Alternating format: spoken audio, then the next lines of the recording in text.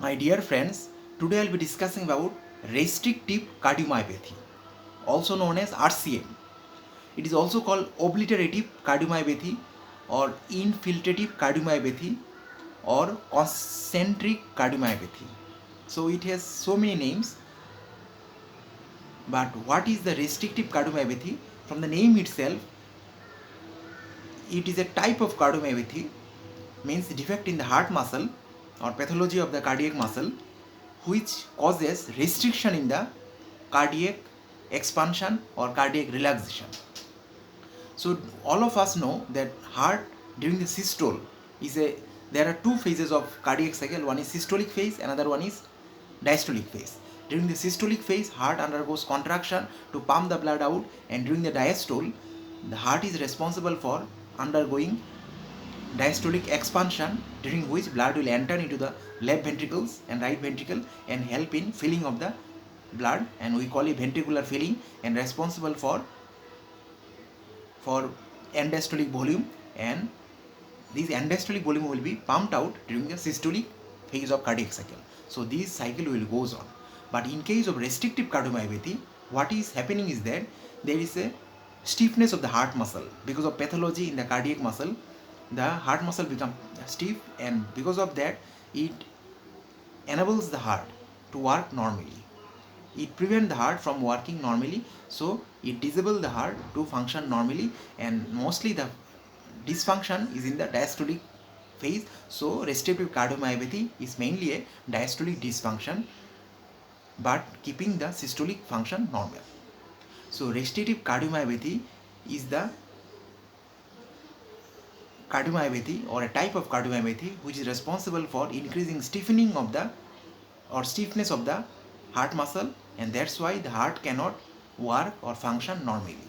So this is restrictive cardiomyopathy. It is also called obliterative cardiomyopathy or infiltrative cardiomyopathy or concentric cardiomyopathy. It is called obliterative because it can obliterate the structure of the heart muscle and leads to abnormal function of heart. At the same time, it is called concentric because it is responsible for prevention of diastolic expansion. It restricts the diastolic expansion of heart or prevent the heart from working normally or undergoing diastolic expansion.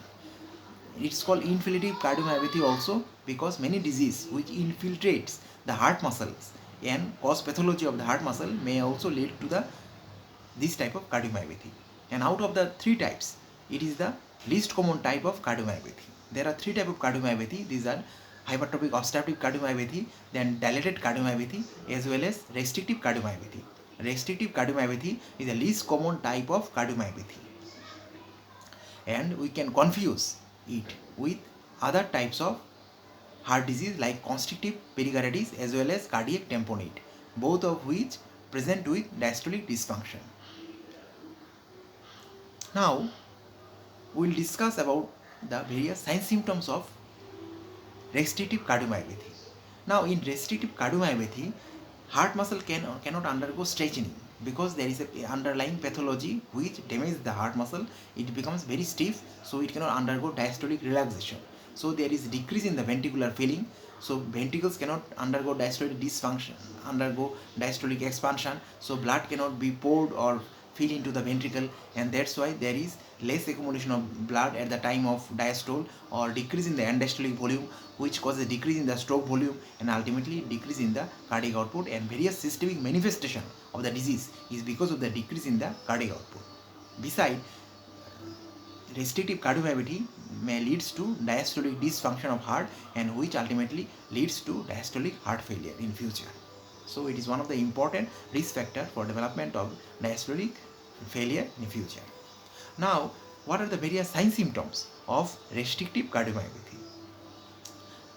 So number one risk factor is exercise intolerance. The person who cannot tolerate exercise or exertion. This is because when the person do exertion, he feel suffocated or he feel shortness of breath.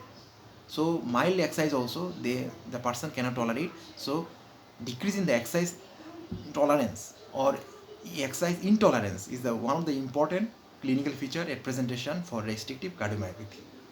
and the patient may develop shortness of breath on exercise. Besides, the patient may also complain of fatigue. The fatigue because the cardiac output or heart cannot pump out normal amount of blood because of less endostolic volume. That's why ejection fraction is less and cardiac output is also less, and because of that the amount of blood supplying the body is not enough and the person cannot do normal work and he feels very weak and fatigued.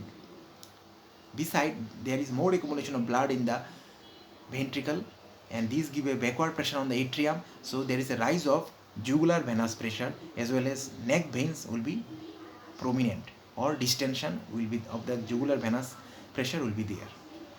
Besides, there may be risk of peripheral edema. Why edema or leg swelling? This is because there is decrease in cardiac output. Because of diastolic dysfunction, there is a decrease in cardiac output and it will be sensed by renin-angiotensin system to stimulate aldosterone, which causes sodium and water retention and finally leads to peripheral edema. It also leads to ascites by the same mechanism, that is swelling of the abdomen or accumulation of fluid in the peritoneal cavity of the abdomen. Besides, it also leads to arrhythmia also. Restrictive cardiomyopathy may lead to arrhythmia and conduction block also. Besides, it also causes weight gain. This may be because of accumulation of fluid in the body, in the dependable parts, in the legs, feet, etc. There may be history of fainting attacks or becoming unconsciousness may be there. This is because cardiac output is less, so amount of blood going to the brain is also less. The person may feel dizziness or fainting and history of syncope may be there.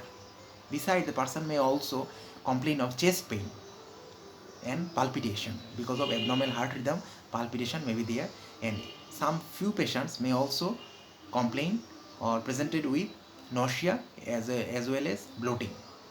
So these are the various important sign symptoms or clinical features at presentation of patients suffering from restrictive cardiomyopathy. Thank you very much.